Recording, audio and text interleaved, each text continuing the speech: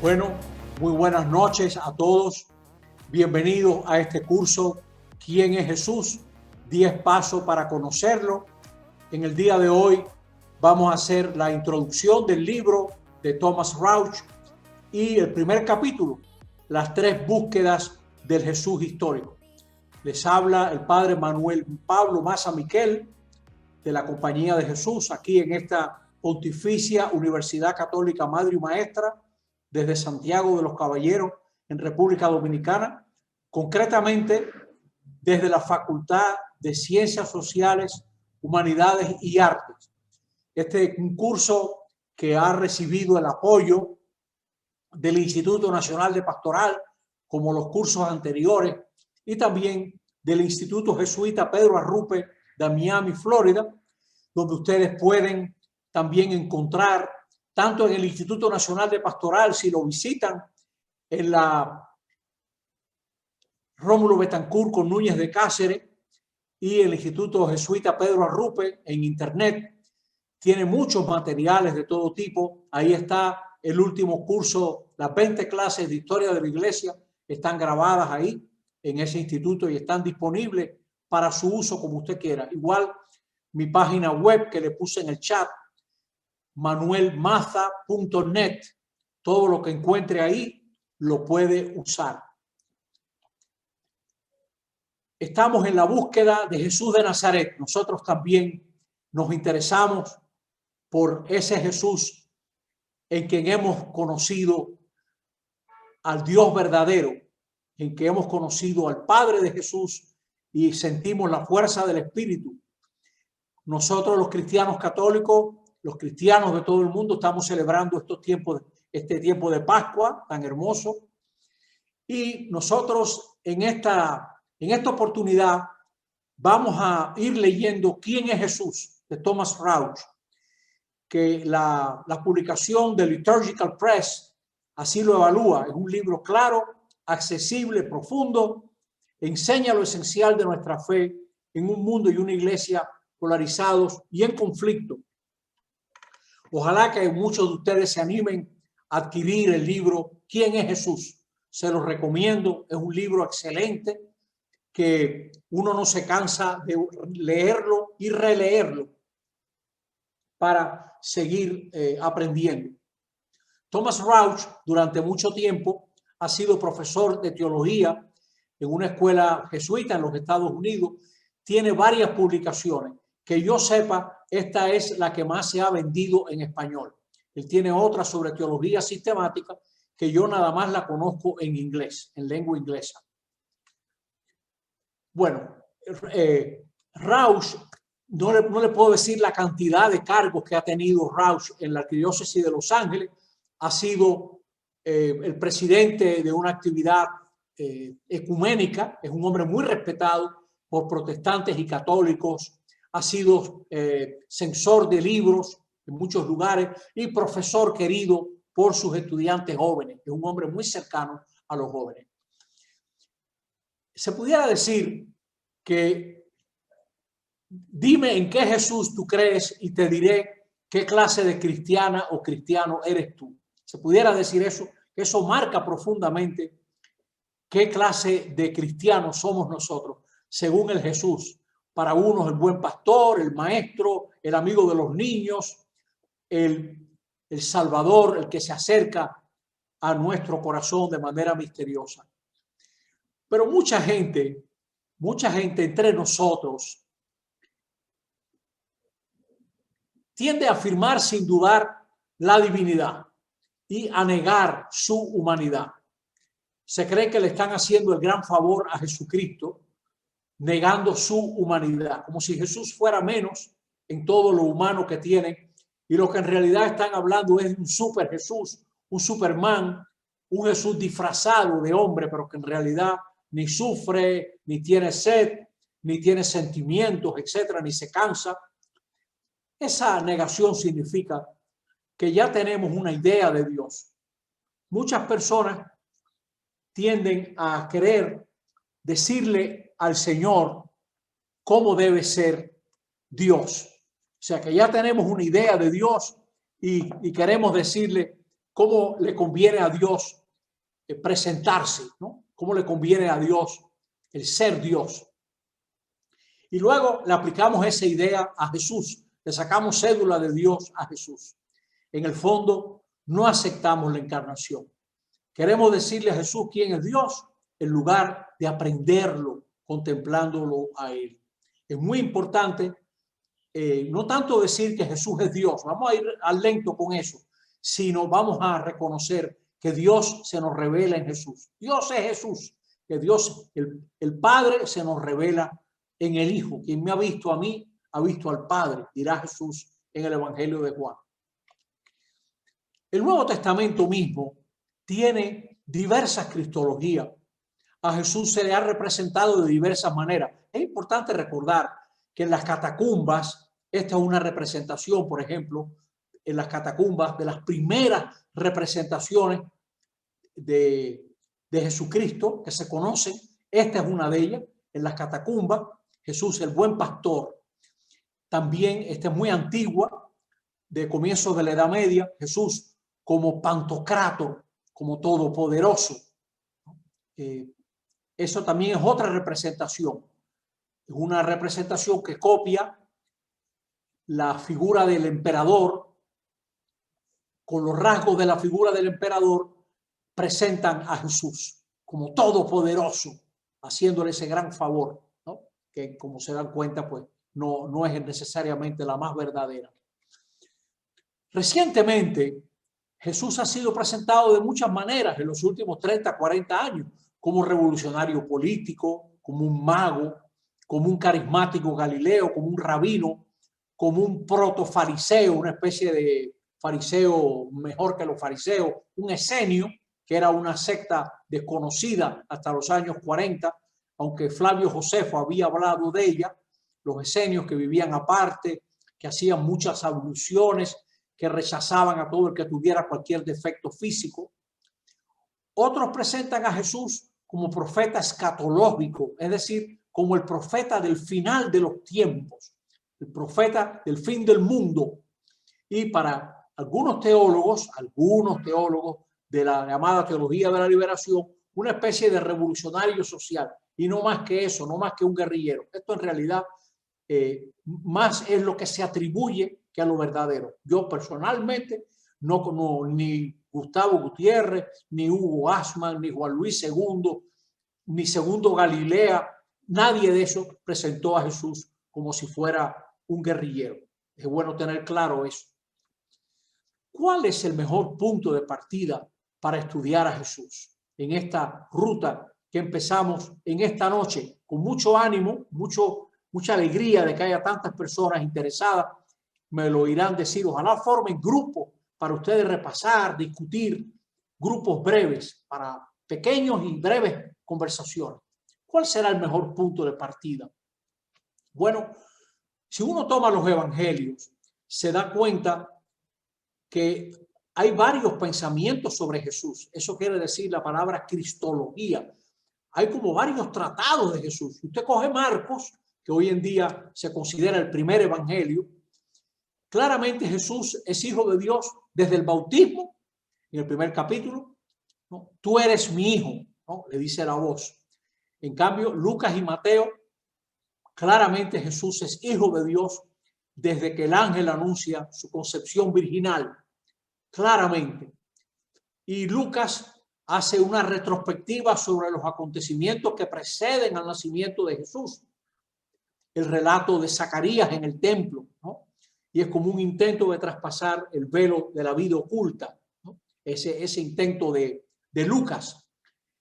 Mateo, vemos en Mateo a Pedro confesando a Jesús como el Hijo de Dios vivo, pero ya también antes en los anuncios el Emmanuel, aquel que será el niño que revela que Dios está con nosotros. En cambio, para Juan, el último de los evangelistas, Jesús es la palabra encarnada.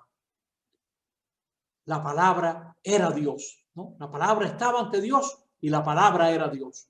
Al final del evangelio de Juan, lo acabamos de ver, Tomás proclama: mi Señor y mi Dios, mi Señor y mi Dios. ¿Por qué es necesaria una reflexión sobre Jesús? Una cristología crítica que examine los fundamentos. ¿Por qué? Se puede presuponer que la fe cristológica de la Iglesia, incluyendo su profesión de la divinidad de Jesús, se basa de algún modo en el verdadero Jesús de la historia. ¿Se puede suponer eso? Yo pienso que sí, pero hay que mostrarlo.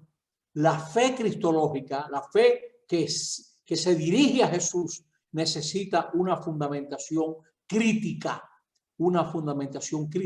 Varias veces en el Nuevo Testamento dicen los autores, estamos escribiendo para que ustedes no sean presa de cualquier viento de doctrina, por ejemplo, dirá la carta a los Efesios, o Lucas dirá, Teófilo, te escribo para que conozca la solidez de la enseñanza recibida. La cristología necesita ser establecida desde abajo, necesita fundamentarse en las palabras y los hechos del Jesús de la historia. Nos recordará Karl Rahner, uno de los grandes teólogos del siglo XX. ¿Son los evangelios escritos históricos en el sentido moderno de la palabra? No. Los evangelios tienen un inmenso valor histórico. Por ejemplo, nos dan un contexto, los personajes, los conflictos que relatan, los fracasos, los fallos, las expectativas. Todo eso está ahí en los evangelios. Sí, señor, todo eso. Pero no son libros de historia como los libros de hoy en día. Pudiéramos considerar, así, haciendo una caricatura, que las cristologías se dividen en izquierdistas o derechistas. Los izquierdistas van a negar su divinidad. Es un favor que le hacen a Jesús, porque ellos saben que como no hay Dios, Jesús no pudo ser divino. Desconfían de todo lo que no quepa en lo humano, como si lo humano estuviese cerrado y completo, como si ya ellos supieran para qué da un ser humano, siendo así que la experiencia del ser humano es un ser que está abierto a la vida, abierto al futuro, abierto a la verdad, abierto a nuevas experiencias.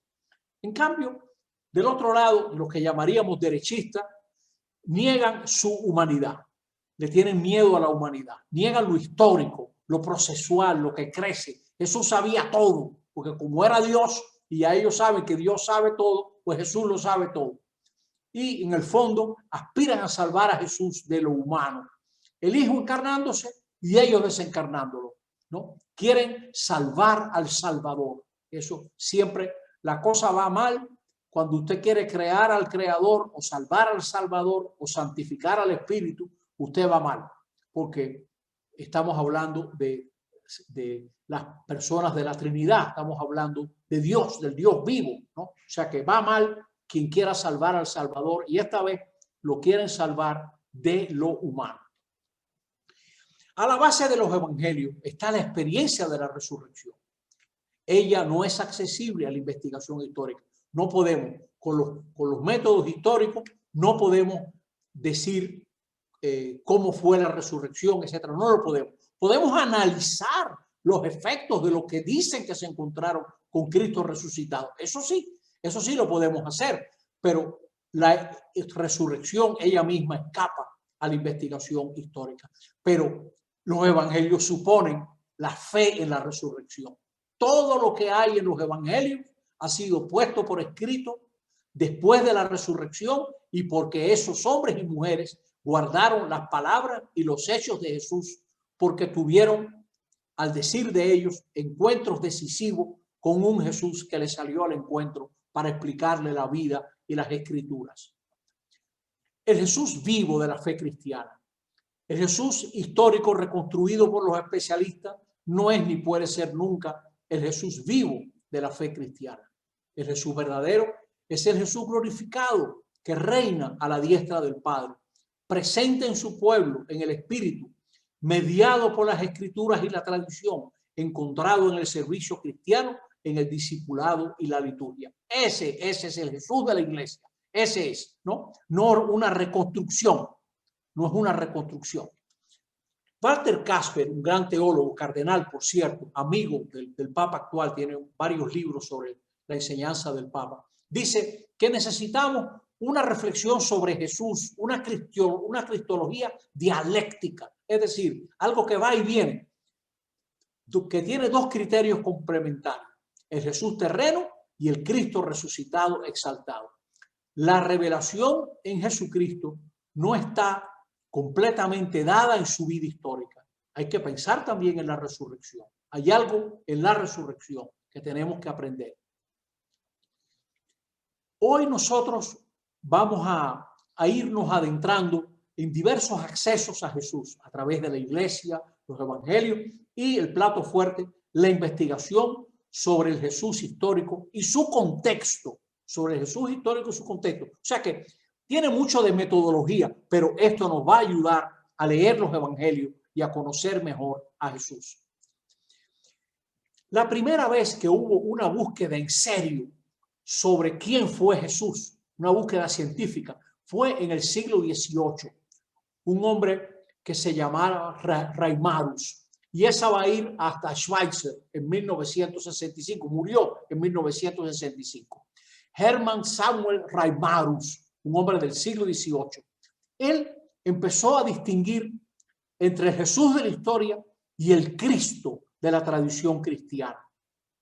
Más tarde, Lessing publica sus manuscritos. Esto causó un escándalo tan grande porque lo que Reimarus estaba diciendo es: miren, hay un proceso antes de que se escribieran los evangelios. Los evangelios no son relatos periodísticos de lo que fue ocurriendo con Jesús. Y en los evangelios está la reflexión de la tradición cristiana, está la reflexión de los hombres y mujeres que pensaron sobre Jesús. En esa búsqueda que empezó Reimarus, se resaltaba la diferencia entre la historia y lo que se cree, el dogma, lo que enseña la iglesia. Y es verdad, hay una distancia. Y inmediatamente empezaron a buscar al verdadero Jesús histórico. Pensaban, el Jesús verdadero emergerá cuando se le despoje del dogma, ¿no? Y se forjaron un Jesús a su imagen propia. Cada vez que descubrían un Jesús histórico, lo que estaban haciendo era pintando a Jesús con los colores de su paleta, pintando a Jesús tal y como ellos se lo imaginaban. Pero era un esfuerzo interesante. Y así fue que pasó en esa primera búsqueda que inició Reimarus. ¿Qué logró esa primera búsqueda? Bastante. Por ejemplo, se mostró que Marcos, el Marcos que tenemos nosotros, es anterior a Mateo y Lucas. Se mostró que Mateo y Lucas usaron una fuente común que no es Marcos, pero es común a los dos. Se mostró que Marcos usa como recurso el poner a Jesús diciendo: no se lo digan a nadie, no estén diciendo, como un recurso. Keller, uno de los teólogos de esta búsqueda, empezó a distinguir claramente entre el Jesús que vivió en Palestina y el Cristo en que creyeron los primeros cristianos. Y tanto Reimarus como Weiss como Schweitzer dijeron: Jesús debía ser entendido en el contexto del primer siglo del judaísmo palestino. Eso es un gran acierto. Y Schweitzer, los estudios históricos no son completamente neutrales o imparciales. No se estén creyendo eso, decía este señor. Entramos en la nueva búsqueda de Kesselman a Schillebeeckx. Son dos teólogos, Kesselman protestante, Schillebeeckx católico, por cierto, dominico. En 1953, Kesselman dictó una conferencia famosa, el problema del Jesús histórico. El problema del Jesús histórico. ¿Por qué dio esa conferencia? Lo van a ver enseguida. Dice Kesselman, como decía antes, habíamos visto, Casper, no se puede ignorar la pregunta por la relación, la ligación entre la fe cristiana y el Jesús histórico. Porque Bultmann sostenía esto: no podemos saber nada sobre el Jesús histórico. Y dice Bultmann, no es importante. Rudolf Bultmann era un gran señor, un gran teólogo protestante, pero yo pienso y pensamos mucho que esa no es la manera, ¿no? Lo que anuncia la iglesia puede ser validado por el Jesús histórico. Sí, señor, podemos decir eso. Y eso es lo que Kesselman planteaba. ¿Será que yo no puedo saber nada sobre el Jesús de la historia? ¿Se dan cuenta lo importante que es esta primera charla introductoria? Dice Kesselman, nosotros podemos tener como 3 principios en esta búsqueda por el Jesús histórico. Primero, reconocer humildemente que los evangelios no son historias, pero contienen más material histórico de lo que antes se había reconocido. Es verdad que está a la mano de la comunidad en los evangelios. Es verdad que hay una tradición. Es verdad que median a lo mejor 40, 50 años desde la muerte de Jesús a que se puso por escrito el primer evangelio. Sí, señor, todo eso es verdad. Ahora, hay material histórico ahí. La cristología, la reflexión sobre Jesús, tiene que permanecer centrada en la identidad entre el Señor exaltado con el Jesús terrestre. Y hay que darle primacía a Cristo sobre la iglesia. Y tercero, el anuncio de la primera comunidad, eso es el querigma. El anuncio de la primera comunidad interpreta al Jesús histórico. Y el Jesús histórico nos ayuda a interpretar lo que la iglesia anunció, el querigma. Esa nueva búsqueda del Jesús histórico, que es el segundo momento, redescubrió el anuncio de la primera comunidad. Rompió con el liberalismo racionalista que le tenía tanto miedo a lo que la iglesia enseñaba. Pero también sus representantes rechazaban todo lo milagroso como mitológico. Le tenían mucho miedo a todo lo que tuviera que ver con el final de la historia, lo escatológico, le tenían miedo. Lo profético, todo aquello que interpele, que discuta. Este Jesús que habla como profeta, ay de ti, Magdala, ay de ti, Corosaín, si en Tiro y Sidón se hubieran hecho los milagros. Le tenían miedo a todas esas cosas, pero por eso se quedaron cortos esta gente. Entramos en la tercera búsqueda por el Jesús histórico. Al principio de la década de los 80 se comenzó a hablar de una tercera búsqueda del Jesús histórico. Se quería recuperar el mundo histórico de Jesús y eso es algo que se ha avanzado muchísimo. Hay una obra en castellano muy bonita que se llama Aproximación Histórica a Jesús del padre Pagola, que es un libro que yo les recomiendo si usted quiere conocer el contexto de Jesús. Si usted es una persona que le gusta lo profundo, puede entrarle a Joaquín Jeremías, Jerusalén en tiempos de Jesús. Eso es una obra maestra. Jerusalén en tiempos de Jesús. El apellido es como el profeta, Jeremías. Esta gente de la tercera búsqueda usaba los métodos de la ciencia social y estudiando el mundo judío pudieron comprender mejor a Jesús como un judío palestino del siglo I. Por ejemplo, estudiaron a Flavio Josefo, que era un historiador judío del siglo I. Estudiaron a Qumrán, los documentos de esa comunidad esenia cerca del Mar Muerto, que algunos han visitado, algunos de los que me están oyendo. Y hay escritos de Qumrán que son interesantes porque nos muestran la novedad de Jesús. En Qumrán no aceptaban a nadie con defecto físico y en cambio Jesús fue una persona que se ocupó de leprosos, de cojos, de paralíticos, etc. Y también los estudios apocalípticos, esos escritos que se presentan como si fuera ya el fin de la historia y que Dios fuera a revelar el final de la historia. John Mayer es parte de esta tercera búsqueda. Tiene una obra en varios volúmenes. Por cierto, que hay algunos de ellos gratis en internet. Es una obra difícil. Le encanta al Papa Ratzinger, a Benedicto XVI. Es un gran lector de Mayer. Ha leído todo lo que Mayer ha publicado. Brown la considera la reconstrucción moderna más ambiciosa del Jesús histórico. No excluye a priori lo milagroso. Jesús actuó y fue considerado como un exorcista y curandero, dice Mayer, durante su ministerio público. Cuenta con tanto respaldo como casi cualquier otra declaración que podamos hacer sobre Jesús de la historia, dice él. Jesús estuvo muy influenciado por Juan el Bautista. Estuvo en el círculo de Juan, pero lo dejó atrás, rompió con él. Estas son palabras de la tercera búsqueda y uno de sus representantes más famosos es este señor Mayer. La obra está traducida al castellano, un judío marginal. Y en esta tercera búsqueda está la gente de lo que se llama el Jesus Seminar. Esto es un grupo de teólogos, escriben todos en inglés, norteamericanos, muchos. Son gente que pretende encontrar el Jesús verdadero, que está detrás de la teología de los evangelios y del dogma de la iglesia. Ellos caen como en un Jesús fabricado por ellos, ¿no? Que la alta investigación sea el objetivo del Jesus Seminar, dice Rauch, es algo muy discutible. O sea que esta gente han sido vivamente criticados por muchas personas serias que tienen años investigados. Por ejemplo, Brown, que ya murió, por cierto. Brown es autor de numerosas obras, autor de un comentario del Evangelio de Juan para el Anchor Bible, que es famosísimo. Y Brown es también autor de una joyita que está disponible gratis en internet, 101 preguntas sobre la Biblia.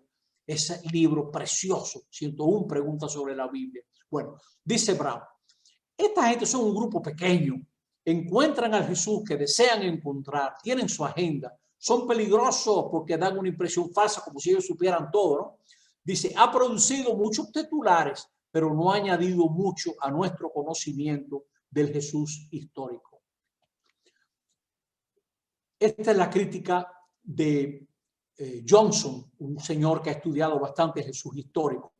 Dice, el Jesus Seminar arguye que los evangelios canónicos no pueden ser tomados como fuente segura para nuestro conocimiento de Jesús. Entonces, ¿qué es histórico acerca de Jesús? Los principales detalles del entramado narrativo que provee Marcos pueden ser corroborados por otros escritos del Nuevo Testamento no narrativos, como también por escritos no cristianos. Eso va a significar estas siglas que van a salir ahora en varias pantallas. ENC puede ser confirmado por escritos no cristianos. Esta es la respuesta de Johnson a la gente del Jesus Seminar. Oigan, usted me está negando toda historicidad. ¿Y qué usted me dice de Marcos, por ejemplo, donde todo el entramado de Marcos se puede confirmar por otros escritos? Rauch resume estos detalles, corroborados por otros escritos y por escritos no cristianos, que fue un humano judío de la tribu de Judá, descendiente de David, dirigió su misión a los judíos, fue maestro, fue tentado, oró utilizando la palabra Abba, oró por la liberación de la muerte, sufrió, padeció. O sea, todos estos escritos que usted ve entre paréntesis nos dan esta idea que está en los evangelios. O sea que hay un fondo histórico en los evangelios, claramente. Interpretó su última cena en referencia a su muerte, sufrió un juicio y compareció ante Poncio Pilato. Algunos judíos estuvieron implicados en su final, fue crucificado, fue sepultado. Tras su muerte se apareció a testigos. Eso está en escritos que no tienen que ver, que son diferentes de los evangelios, y algunos de ellos ni siquiera son cristianos, estos escritos. Por ejemplo, Flavio Josefo habla de cómo los discípulos de Jesús mantuvieron su fidelidad después de la muerte de Jesús. Mayer dice, el Jesús histórico, en un análisis final, es una abstracción moderna, una construcción, una reconstrucción hipotética y fragmentaria, elaborada con los medios de investigación moderna. El Jesús verdadero se nos sigue escapando, se nos sigue escapando. Nos pasa igual que a los discípulos, que cuando lo reconocieron ya no lo ven. Sea cuando pensamos en su realidad total o aunque solo sea un retrato biográfico razonablemente completo. Mucho de su vida nos permanece velado y nuestras fuentes son necesariamente selectivas. Dice Mayer, que es un hombre muy serio. Y Rauch evaluando a Johnson. Johnson ataca al Jesus Seminar, pero ahora Rauch ataca a Johnson. Dice, Johnson tiene razón cuando sostiene la historia no puede ser normativa para la fe, pero Johnson tiene que prestar más atención a la importancia de la historia para la teología y la fe. ¿Cómo si no la iglesia podrá responder a la acusación de que su doctrina sobre Cristo no es más que una helenización? Es decir, poner en el lenguaje griego, el lenguaje mítico, poético, judío, o meramente el producto de intereses patriarcales y jerárquicos. O sea, si nos divorciamos de la historia, si no le damos importancia sobre la historia, ¿cómo la iglesia se va a defender de los que la acusan de haber presentado en un lenguaje helénico, poético, judío, o simplemente reproducir intereses patriarcales y de gente que quiere dominar, ¿no? Hay que volver a la historia. La iglesia necesita fundamentar su enseñanza en el Jesús de la historia. Entre paréntesis, este es uno de los motivos por qué la Pontificia Universidad Católica Madre y Maestra se mete en este tipo de actividad, porque el Instituto Nacional de Pastoral apoya este tipo de actividad, y ojalá que usted se interese y siga leyendo. Eso es muy importante, que usted lea por cuenta propia y piense por cuenta propia. Decir que es necio discutir sobre si Jesús predijo su regreso nos deja expuestos a distintos fundamentalismos apocalípticos de la gente que piensa que ya se está revelando el final. Teologías extasiadas y milenarismo. Milenarismo es la doctrina de los que creen que ya empezaron los 1000 años del final, que todavía hoy causan problemas a las comunidades cristianas. Bueno, hay muchísima gente que cree cantidad de cosas, ¿no? ¿Cuántas veces hemos oído eso? ¿No? Ya se están viendo las señales, ¿no? Bueno, hay muchas actitudes fundamentalistas. Para una cristología sólidamente fundamentada, el Jesús histórico es crucial. Sin ello, la fe cristiana y su cristología permanecen abiertas a las acusaciones de divinizar a Jesús. Por ejemplo, si usted lee el libro de Dan Brown, el Código Da Vinci, todo el Código Da Vinci está escrito basado en esta idea. La Iglesia Católica, entre otras, nos ha engañado. Jesús jamás pretendió anunciar el reino. Jesús jamás pretendió tener una buena noticia, jamás pretendió hablar en nombre de Dios. No era más que otro judío, y la iglesia se ocupó de endiosarlo. Él incluso tiene un capítulo donde él afirma que Constantino el Grande escondió los evangelios que mostraban la humanidad de Jesús para nada más dejar los que afirman su divinidad. Si el pobre Dan Brown supiera que Constantino simpatizaba con la gente y los herejes que no querían confesar a Jesús como hijo de Dios. Si usted lee el Código Da Vinci, se encuentra ese disparate en ese libro, que tiene una intriga fabulosa. Ese hombre vendió millones.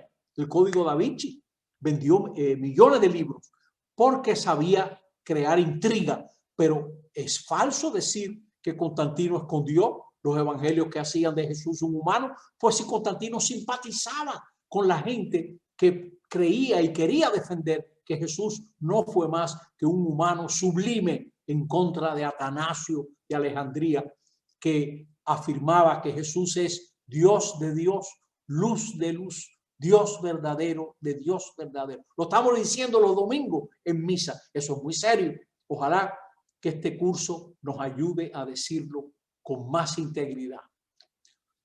Y ahora yo quisiera, hemos básicamente recorrido las ideas mayores de Rausch en su introducción y su primer capítulo. Yo ahora quiero hacer dos cosas. Primero, quiero presentarles mis propias ideas al respecto de esto que estamos leyendo. Y luego quiero tocar un punto de qué evidencias tenemos de que hubo una figura que se llamó Jesús de Nazaret. Quiero tocar esos dos puntos en esta primera conferencia, que por cierto, todavía usted puede inscribirse y le puede decir a otros también, puede hacerlo. Miren, es corriente entre nosotros encontrar gente que dice, cuando Dios multiplicó los panes, es mejor decir, cuando Jesús multiplicó los panes. ¿Qué sea Jesús? Vamos a irlo descubriendo y aprendiendo. No le saquemos cédula de Dios a Jesús por nuestra cuenta. Hay personas también que leen los evangelios al pie de la letra, como si fueran el reportaje de un noticiero. Comieron 5,000, y eso es que los contaron, ¿no? Etcétera. Los evangelios tienen sus géneros literarios, ¿no? Interpretar los evangelios al pie de la letra es leerlos desde nuestra mentalidad. Y eso nos va a llevar a mal entender. Para entender los evangelios hay que trabajar por comprender qué quisieron transmitir los evangelistas, y hay que entrar en su mentalidad. ¿Qué quisieron transmitir? Y hay que entrar en la mentalidad de ellos. Aquí nos va a pasar en el curso, cuando estudiemos muchas opiniones, nos vamos a sentir como María Magdalena, ¿no? Y nos quejaremos. Se han llevado al Señor y no sabemos dónde le han puesto, ¿no? Bueno, esa impresión es corriente y es totalmente normal de gente que nunca ha estudiado los evangelios de manera crítica. Así que no se asuste, que todos estamos aprendiendo aquí, todos nosotros. Toda persona seria tiene que preguntarle a Jesús, como Juan el Bautista, ¿eres tú el que había de venir o tenemos que esperar a otro? Este curso te va a dar algunos pasos para caminar ese camino, ¿no? No pensemos que ya sabemos completamente quién fue Jesús.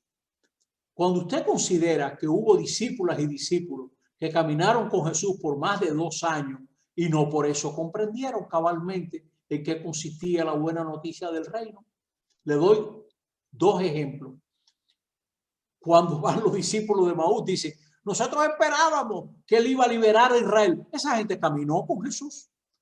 Y los discípulos, los apóstoles, ¿es ahora que vas a restaurar el reino de Israel?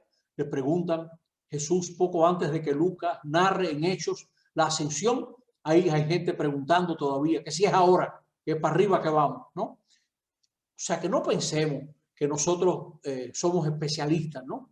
No. Hay que evitar actitudes. Fíjense en los evangelios, hay actitudes que no ayudan a conocer a Jesús. Los mismos familiares, los parientes de Jesús, cuando se enteran que no tiene tiempo ni de comer, fueron a recogerlo, a llevárselo, porque decían se ha vuelto loco. Eso está en los evangelios. Y hay gente a veces que se comporta como pariente de Jesús, que ya sabe lo que puede hacer Jesús y lo que no puede hacer Jesús. Eso pasa con todo. Esto pasa hasta con el Papa Francisco, ¿no? O sea, ya lo quieren recoger, ¿no? Y a veces, o ya tienen el prejuicio, de Nazaret puede salir algo bueno, ¿no? Dice uno de los apóstoles. O cuando los guardias que fueron a prender a Jesús regresan y dicen, nadie habla como ese hombre. Los fariseos le respondieron, ¿y ustedes también se han dejado embaucar? ¿Acaso ha creído él algún magistrado o fariseo? Esa gente que no conoce la ley, es decir, la gente que anda con Jesús, son unos malditos, ¿no? Bueno, ese tipo de actitud no le va a ayudar. Si usted ya, o indaga y verás que de Galilea no sale ningún profeta, le dicen. Y otra actitud negativa para dejar estas actitudes por ahora, pero vamos todavía a profundizar más. En Juan 9, los fariseos, Juan los presenta varias veces diciendo, nosotros sabemos que Dios le habló a Moisés, a este no sabemos quién le ha hablado, nosotros sabemos que una persona que haga tal cosa, o sea, sabemos, así presenta Juan a los fariseos. Y yo en mi vida me he encontrado muchas personas y yo mismo a veces entro en esa actitud como si yo supiera, ¿no? Como si yo, qué sé yo, ¿no? Miren, esto es bien profundo. Lo que Marcos nos presenta en el capítulo 1, verso 24, cómo el espíritu del mal personifica 3 actitudes falsas para abordar a Jesús. Dice el espíritu del mal, ¿qué tienes que ver con nosotros, Jesús de Nazaret? ¿Has venido a destruirnos? Yo sé quién tú eres, el Santo de Dios. Vamos a ir recorriendo. Jesús no tiene nada que ver con nosotros. ¿Qué tienes tú que ver con nosotros? Jesús queriendo acercarse y el espíritu del mal alejándolo. Esa actitud la tiene mucha gente en el fondo. Quieren ser cristianos y quieren ser humanos sin que Jesús les diga nada. ¿Has venido a destruirnos? Entonces Jesús, una amenaza, ¿no? Contraria a la plenitud de lo humano, ¿no? Una amenaza que es contraria. Esto aquí habría que corregir esta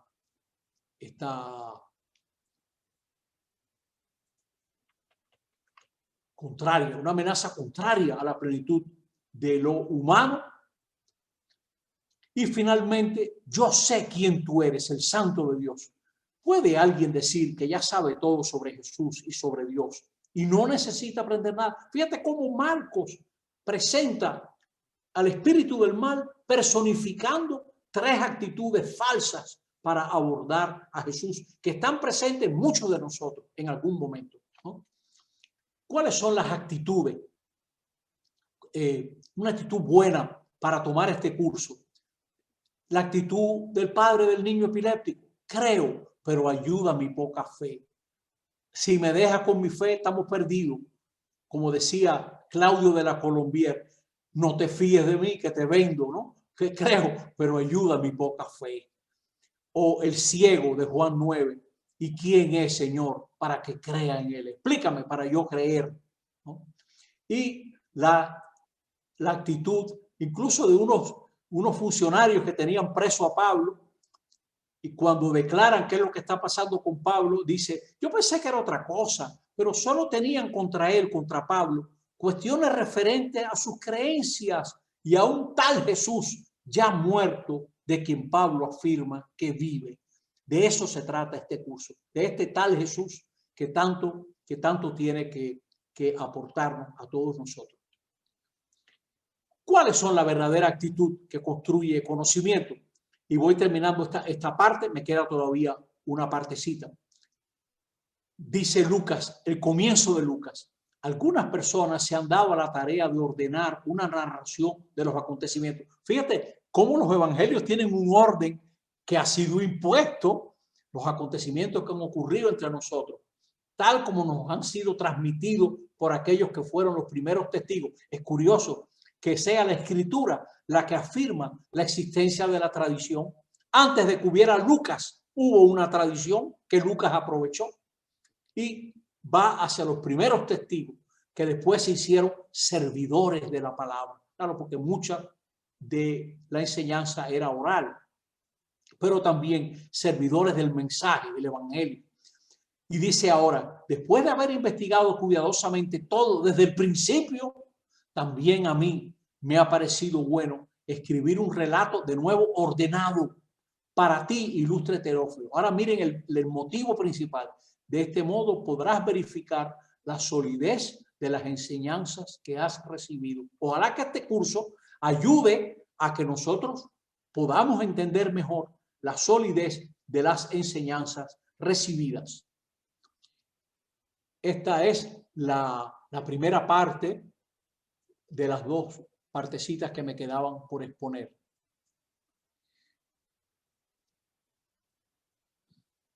Ahora voy a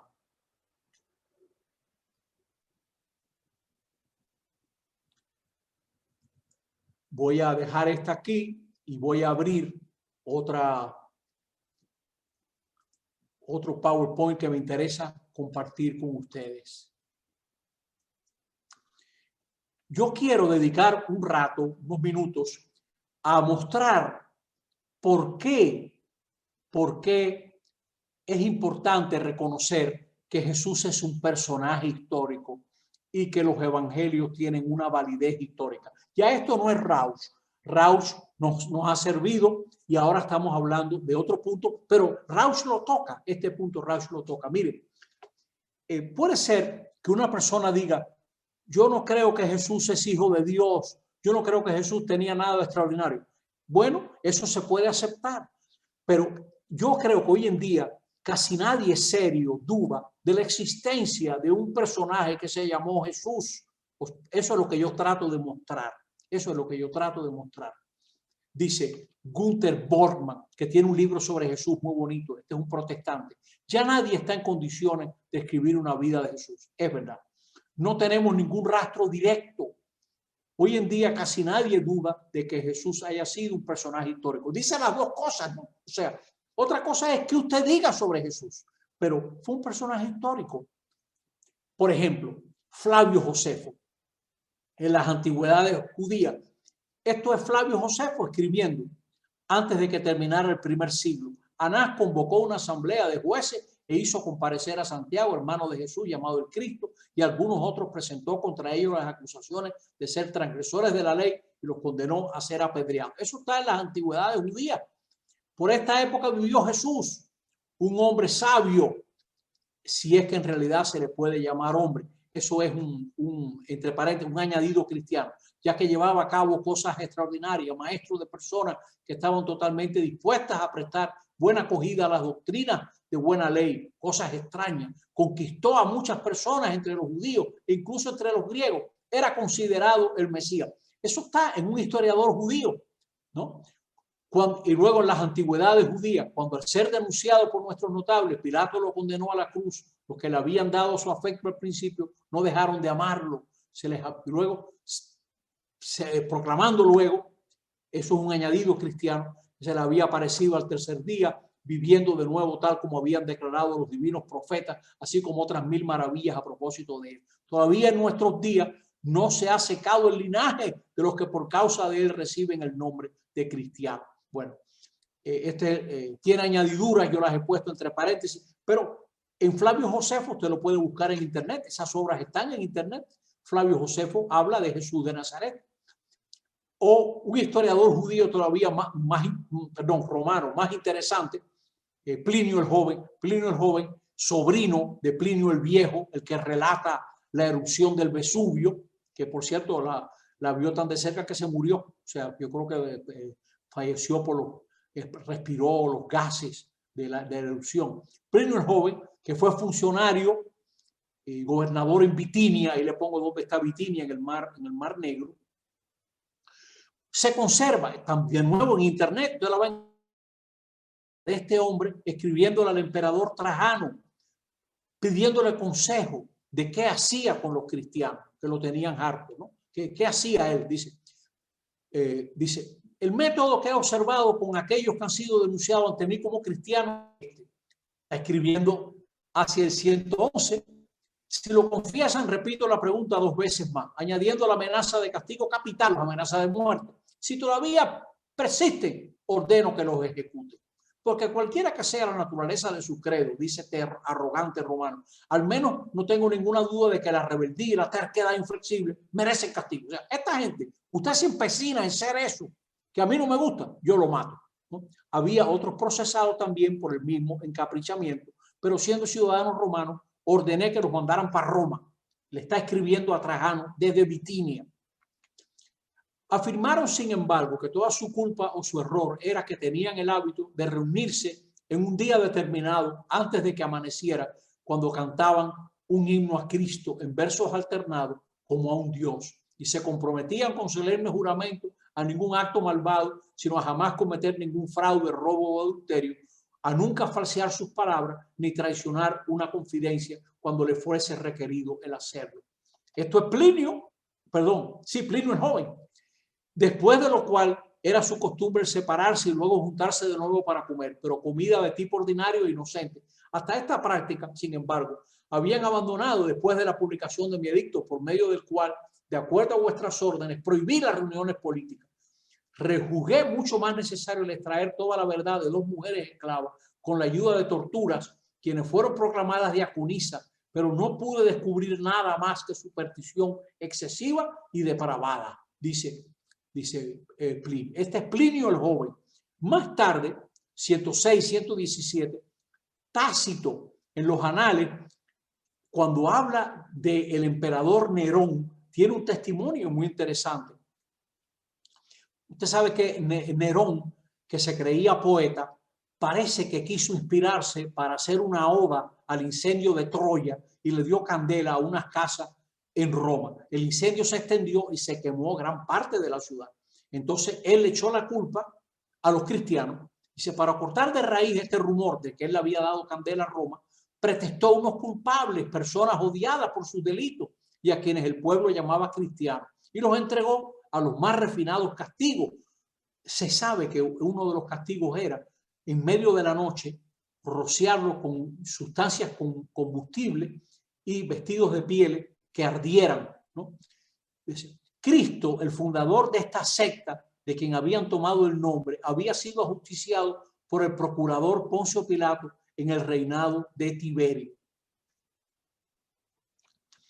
Pero aquella nociva superstición, reprimida de momento, se extendió de nuevo, no solo por Judea, lugar de origen de aquel mal, sino incluso por Roma, en donde confluyen y encuentran aceptación todas las atrocidades y vergüenzas del mundo, dice este hombre. O sea que este hombre no simpatiza con los cristianos, pero es curioso que está relatando cómo Cristo está al origen de esta secta, de esta superstición nefasta que él desprecia, ¿no? ¿Qué aspectos de la actividad de Jesús consignados en los evangelios no aparecen en Pablo? Por ejemplo, Pablo no habla de los milagros de Jesús, ni del ministerio de Jesús en Galilea. Tampoco se refiere a la enseñanza del reino que Jesús comunicó a sus oyentes por medio de parábolas. Apenas toca esos puntos, por ejemplo. O Pablo afirma que Jesús fue un judío de la estirpe de David, vivió en Palestina, tuvo hermanos, entiéndase como se entiende esa palabra, entre los que se distingue Santiago, reunió un grupo de discípulos conocidos como los 12, entre ellos Pedro, a quien conoce por el nombre honorífico de Cefas, y Juan. La víspera de su muerte celebró con los discípulos lo que se llama ahora la Cena del Señor. Todo eso lo sabe Pablo, todo eso lo sabe Pablo, que muere en la sexta década del siglo I. Jesús fue entregado a la muerte por iniciativa de los judíos y más en concreto de sus dirigentes, pero con la intervención decisiva de la autoridad romana, ya que Jesús fue crucificado. Este es realmente el contenido esencial del anuncio de Pablo. Cristo, el Mesías crucificado que murió, fue sepultado, ha sido resucitado por Dios y se apareció a los diversos calificados testigos. Todo eso lo sabe Pablo y está en perfecta armonía con los evangelios que tenemos nosotros.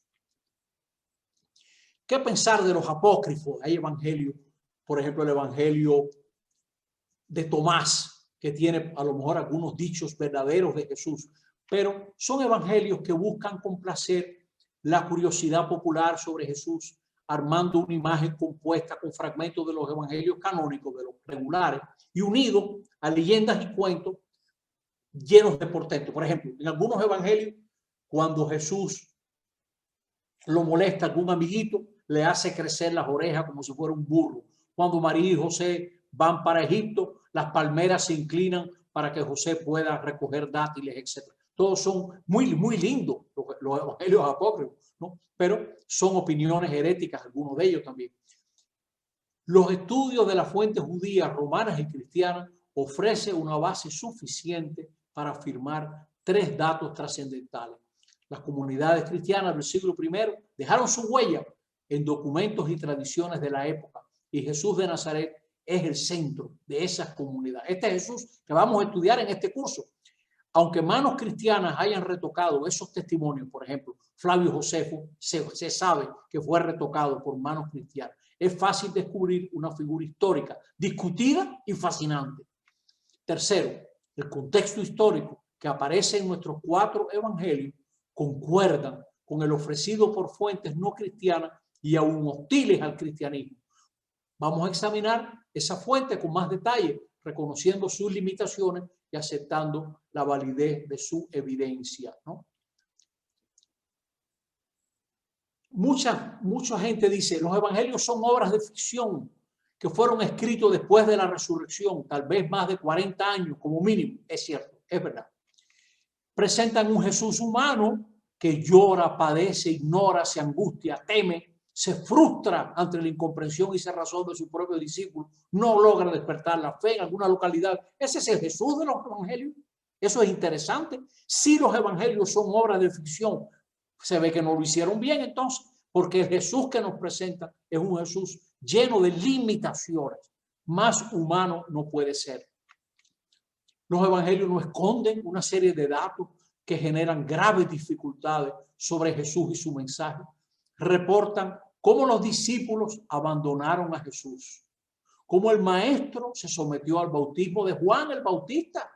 O sea, pareciera que Juan es más que Jesús, cómo Jesús crecía, ¿no? Que no pasaría, Jesús creía que no pasaría aquella generación antes de que llegase el reino. Muy probablemente Jesús pensó eso, muy probablemente dijo eso, y muy probablemente Jesús, hijo de Dios, hecho hombre, no jugó a ser hombre. La gente se equivoca en sus apreciaciones. Jesús pensó eso y pues probablemente erró. Hay gente que dice, ¡ay, qué escándalo! Jesús no puede errar. Claro que sí. En errar no hay ningún pecado. No hay ningún pecado en equivocarse. Y los seres humanos se equivocan, ¿no? Fíjense, la coherencia de los evangelios con su contexto histórico es tan grande que supondría una vasta conspiración de varios siglos, sembrando la Galilea de falsos indicios arqueológicos, políticos, religiosos, culturales, para fabricar un acuerdo entre los evangelios y aquel contexto. ¿Se entiende lo que trato de decir? O sea, la concordancia entre los evangelios y todo el contexto es tan grande que haría falta un equipo y mucho tiempo dejando indicios, ¿no? Como si fuera un juego de niños, ¿no? Por ejemplo, vamos a tomar algunos ejemplos. Sabemos que Pilato no servía para nada. Mira cómo Filón de Alejandría presenta a Pilato su venalidad, su capricho, su violencia, sus robos, sus asaltos, su conducta abusiva, sus frecuentes ejecuciones de prisioneros que no habían sido juzgados y su ferocidad sin límite. Esto es en una carta que le escriben. Ahora, ellos fallaron porque le están escribiendo una carta a un hombre que era más loco que nadie, a Calígula, ¿no? Legaciones a Gallo que es Calígula, ¿no? Calígula nombró senador a uno de sus caballos y aspiraba a poner una estatua suya como Júpiter en el templo de Jerusalén. Pero bueno, le escribieron porque estaban muy hartos de Pilato, ¿no?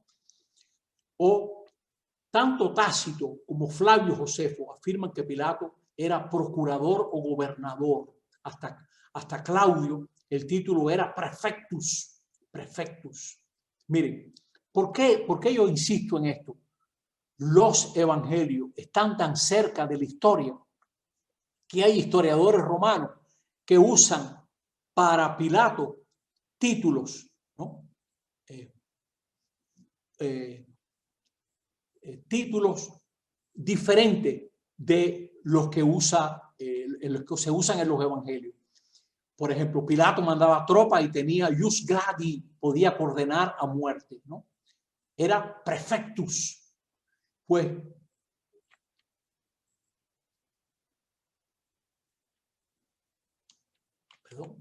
sí, Tácito llama a Pilato procurator. Pilato no habría sido más que un administrador, pero si era administrador, Pilato no pudo haber condenado a Jesús a muerte. Pero claramente en los evangelios se ve que Pilato tenía poder militar y Flavio Josefo dice que podía ejecutar sentencia de muerte, y es lo que denuncia también Filón, lo acabamos de ver.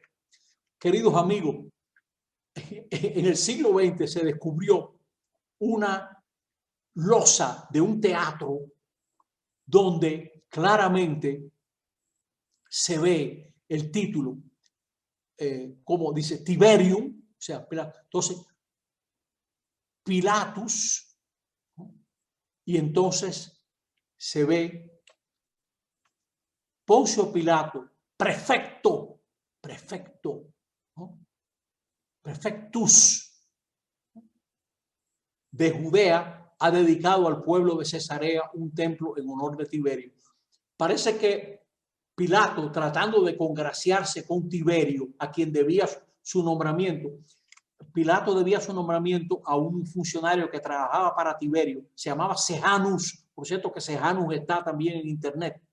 Este Sejanus era un hombre tan sanguinario que a la larga Tiberio lo mandó matar por si acaso, porque tenía miedo de tener a ese hombre en su casa.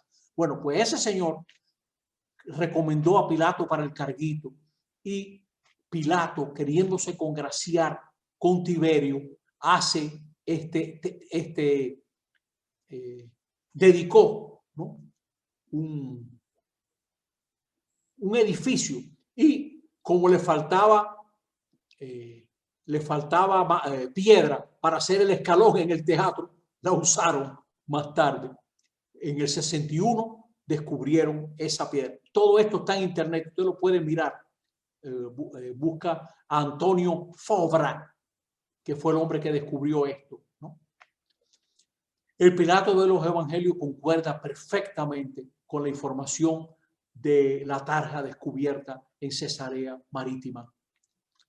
Tiberio falleció el 16 de marzo del 37 antes que Pilato. Eusebio de Cesarea afirmó que Calígula lo desterró a las Galias porque es importante que Pilato le fue mal, lo hicieron comparecer en Roma, etc. Pero fíjense qué cosa tan curiosa.